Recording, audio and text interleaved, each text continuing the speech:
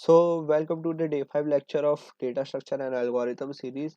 तो अब मैं बताने वाला हूँ कि 2D एरेज क्या होते हैं। अभी मैंने जस्ट बताया था कि पॉपिंग क्या होती है, एडिशन क्या होता है एलिमेंट का एरे के अंदर। अब अपन 2D एरे पे नजर मारते हैं। तो 2D एरे कैसे दिखते हैं ये इमेज पे मैं दिखाता हूँ तुम्हें देख के समझ में आ जाएगा। तो देखो 2D एरे कुछ मैट्रिसेस जैसे अपन ने पढ़ रखे हैं मैथ्स में, तो वैसे ही होते हैं, लेकिन मैट्रिसेस में जो कॉलम की काउंटिंग और रो की काउंटिंग होती है वो 1 से स्टार्ट होती है। इसके अंदर कोडिंग के अंदर 0 से स्टार्ट होती है, बस ये अंतर है। आप ये कह सकते हो कि मल्टीपल एरे अरेंजमेंट है, ठीक है। तो इसी को हम कहते हैं 2 डायमेंशनल एरे, क्योंकि इसमें 2 डायमेंशन है, एक विड्थ है एक हाइट है उसकी, ठीक है। लेंथ है एक विड्थ है, ठीक है। अब यहाँ पे देख सकते हो कि ये जे जो है ये हमारा किसको रिप्रेजेंट कर रहा है। दिस इज कॉल्ड कॉलम, ठीक है। एंड दीज आर कॉल्ड रोज, ठीक है। तो हम क्या करते हैं, जब भी इनपुट लेते हैं एरे का, पहले तो साइज डिफाइन करते हैं, एज वी ऑल नो। तो पहली एलिमेंट की पहली रो से हम स्टार्ट करते हैं, एक एक करके फिल करना। पहले 50 डालेंगे, फिर 60 डालेंगे एक एक कॉलम पे, ठीक है। फिर 78, 87, 95, फिर ऐसे करते करते एक एक करके फिर सेकंड रो को भरेंगे, फिर थर्ड रो को भरेंगे, ठीक है। तो ऐसे करके भरते हैं, ठीक है। अब इसको बना के देख लेते हैं कैसे बनते हैं। तो मैं लिख देता हूँ 2D एरे।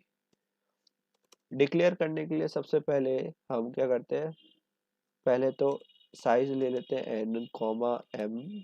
एन बताता है कि कितनी रोज है, ठीक है। जैसे यहाँ पे रो है 3, ठीक है, और ये है 5, ठीक है। 5 कॉलम, एम जो है हमारा कॉलम बताता है। अब ले लेते हैं एन। एम ये हमने यूजर से ले लिया। एरे डिक्लेयर करने के लिए जैसे वो करते थे वैसे ही कर दो। 1D एरे जो करते थे नॉर्मल एरे, वैसे ही करना है बस। इस बार कॉलम भी हमें मेंशन करना होगा, ठीक है, कॉलम का साइज। तो ऐसी कुछ 2D एरे बन जाती है। अब अपन को क्या करना है, इसके अंदर वैल्यूज लेनी है। 50, 60, 78 कैसे लोगे। तो सबसे पहले एक लूप लगाते हैं जिसमें हम डालेंगे पहले।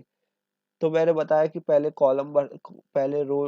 रो ली जाती है और उसमें एक एक करके कॉलम में वैल्यू डाली जाती है, फिर अगली रो ली जाती है। तो पहले रो ले लेते हैं, कहाँ तक जा रही है, एन तक जा रही है, आई प्लस प्लस 0 से लेकर एन तक जा रही है। मतलब 3 है तो 2 तक जाएगी। और उसके अंदर एक जे ले लेते हैं जो कि 0 से लेकर एम तक जाएगा। देखो 5 है तो 4 तक जा रहा है। और जे प्लस प्लस से इन A R R I A R R J, ठीक है, बस।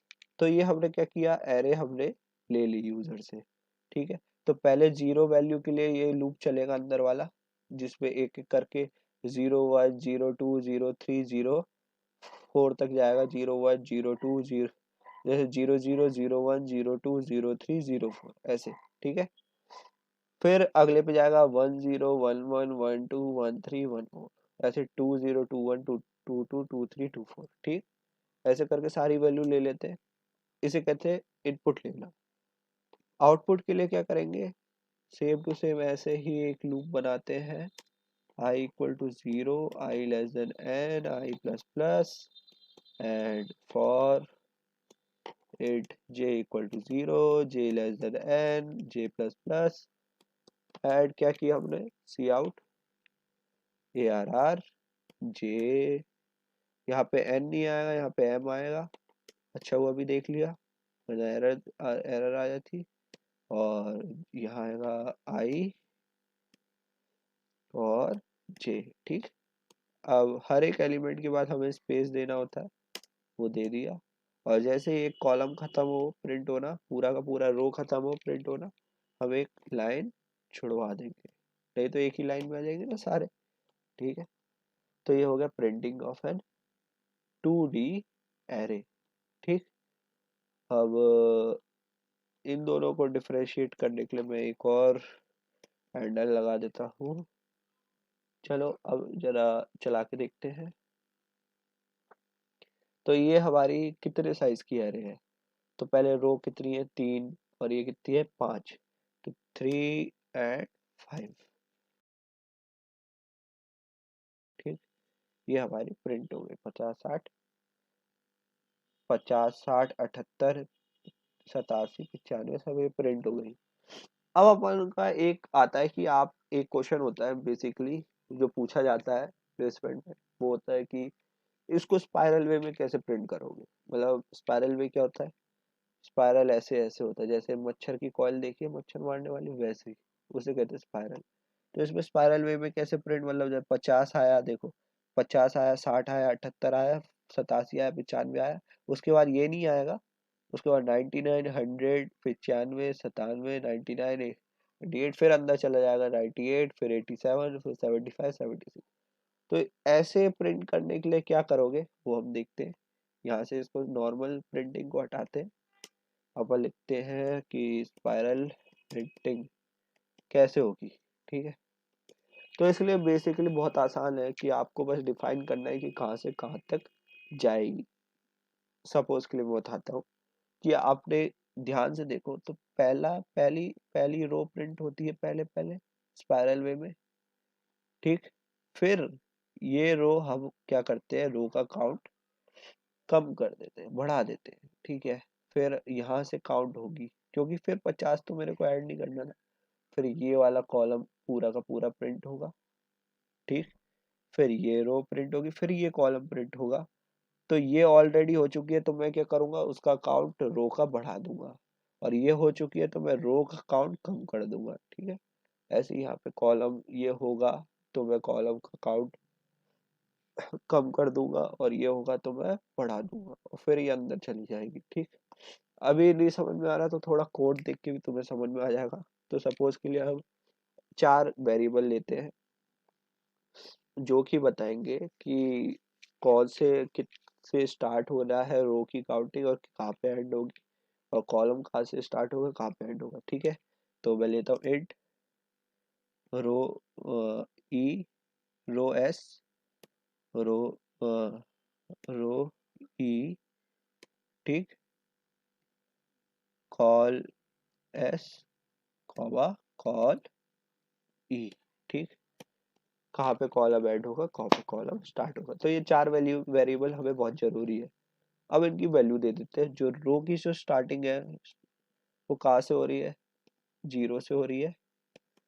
ऐसे ही रो कॉल की जो स्टार्टिंग है कॉलम की वो भी 0 से हो रही है, ठीक। अब जो रो जो एंड हो रही है वो हमारी कहाँ पे हो रही है, n-1, ये n-1 पे है, 3 होता है तो 2 तक का ही है। और कॉल की जो एंडिंग है वो हमारी 5 है तो 5-1 4 तक गई तो m-1 आएगी, ठीक। इतना लिखने के बाद हम एक while लूप लगाएंगे। while जब तक मेरा row s less than equal to col s हो नहीं जाता, वो कॉल s नहीं रो एंड हो नहीं जाता, तब तक एंड रो। एंड का मतलब क्या होता है, 0-1 का वो 0 ही रहता है, मतलब तभी होगा जब दोनों कंडीशन ट्रू होगी, तभी ये while लूप बंद होगा, तब तक चलता रहेगा, ठीक है। कॉल कब तक चलेगा, जब तक दोनों कंडीशन हमारी ट्रू है, ठीक है। Col underscore S less than equal to col EO, ठीक। अब क्या करेंगे यहाँ पे आई। अब हम देखते हैं कि हमें पहली रो प्रिंट करा रही है यहाँ से लेकर यहाँ तक, तो मैं क्या करूँगा, फॉर लूप लगाते हैं, लिखते हैं इंट कॉल, कॉल अब इक्वल टू 0 से लेकर, मतलब कॉल स्टार्ट तक, स्टार्ट से लेकर col less than equal to col, क्योंकि ये n-1 ऑलरेडी है तो मुझे लेस देन n करने की जरूरत नहीं है, लेस देन इक्वल टू करना पड़ेगा। तो ई तक कॉल प्लस प्लस। इसमें हमारा क्या है, रो स्टार्ट क्या है 0, तो रो स्टार्ट ले लेंगे 0, और कॉलम हमारा जो कॉल ये काउंट कर रहा है, ठीक है। सी आउट ARR रो अंडरस्कोर एस कॉल, ठीक। और ये हमने स्पेस दे दी, ठीक। इतना आ गया समझ में। अब क्या करते हैं यहाँ पे, अब ये जो रो है ये हमारी काउंट हो चुकी है, तो इसको मुझे प्लस करना पड़ेगा, ठीक है। स्टार्टिंग रो को प्लस करना पड़ेगा क्योंकि ये हमारी काउंट हो चुकी है, क्योंकि अब जो होगा 1 से होना चाहिए इस वजह से। तो रो अंडरस्कोर एस प्लस प्लस हो गया, ठीक। अब आते हैं हम क्या करेंगे, फॉर लेंगे। अब हमें आखिरी कॉलम प्रिंट करना है, ठीक है। उसके लिए क्या करेंगे, इंट रो इक्वल टू, अब इसमें क्या है, रो चेंज हो रही है, कॉलम वही है, ठीक है। रो अंडरस्कोर एस, क्यों, ये तो प्रिंट हो चुका तो 1 से होना चाहिए, तो रो एस हमने पहले ही बढ़ा चुके हैं, तो वहां से लेकर कहाँ तक, रो एंड तक, रो रो अंडरस्कोर एंड तक, ठीक। और रो हमारा प्लस प्लस होगा। अब देखो यहाँ पे रो जो होगा सी आउट ए आर आर, अब ये कौन सा कॉलम है, ये आखिरी का कॉलम है। और रो हमारी चेंज हो रही है, तो रो लिखा, दूसरे में कॉलम अंडरस्कोर एंड, और स्पेस दे देते हैं, हो गया। अब आ जाओ यहाँ पे कॉलम का क्या करेंगे। अब यहाँ पे एक कॉलम हमारा हो चुका है, कॉलम एंड को मुझे कम करना पड़ेगा क्योंकि आखिरी से हमने कम कर दिया। अब यहाँ से यहीं तक जाएगा, इससे आगे जाएगा नहीं, तो कॉलम एंड को हम क्या करेंगे, माइनस माइनस कर देंगे, ठीक है। एक हमने डिक्रीमेंट कर दिया। अब क्या है, आखिरी रो हमें प्रिंट करानी है पूरी, तो उसमें क्या फिर से कॉलम वेरी होगा, कहाँ से कहाँ तक, आखिरी से लेकर शुरू तक। तो उसके लिए क्या करेंगे, कॉल को हम क्या लेंगे, end col equal to col underscore E, आखिरी कॉलम से, ठीक है। अब वो कॉलम ये तो हो चुका, तो यहाँ से प्रिंट होगा, देखो ये माइनस कर चुके ना, 4 की जगह अब 3 से होगा, ठीक है, क्योंकि ये 4 था, देखो 5 माइनस 1 4, तो 4 माइनस 1 3, तो यहाँ से होगा ये स्टार्ट। और कब तक चलेगा, जब तक ग्रेटर देन इक्वल टू क्या है, कॉल अंडरस्कोर एस, और क्योंकि ये इसलिए लिख रहा है क्योंकि हम उल्टा जा रहे हैं ना समय, फिर कॉल माइनस माइनस, ठीक।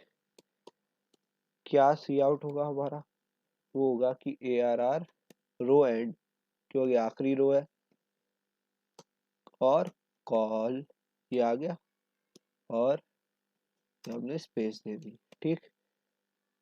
अब क्या हुआ, रो एंड हमारी खत्म हो गई, तो हम इसको क्या करेंगे, रो अंडरस्कोर ई हमारी खत्म हो गई, तो उसको हम हटा देंगे, माइनस कर देंगे काउंटिंग में से। अब हमारा यहाँ से यहाँ प्रिंट होना चाहिए, मतलब ये हट चुका है, ये हट चुका है, तो यहाँ से उल्टा जाएगा फिर से। तो मैं क्या करूँगा, यहाँ पे क्या चेंज हो रहा है, रो चेंज हो रही है, तो int row equal to row end से लेकर row greater than equal to row S तक, row S row minus minus row C out, row different है इस बार, रो, और ये कौन सा है, कॉलम स्टार्ट, ठीक।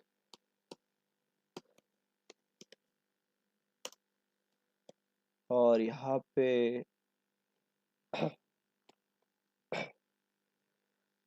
रो नहीं, कॉलम स्टार्ट प्लस हो जाएगा, क्यों, क्योंकि शुरू वाला कॉलम हमारा हो चुका है इस वजह से।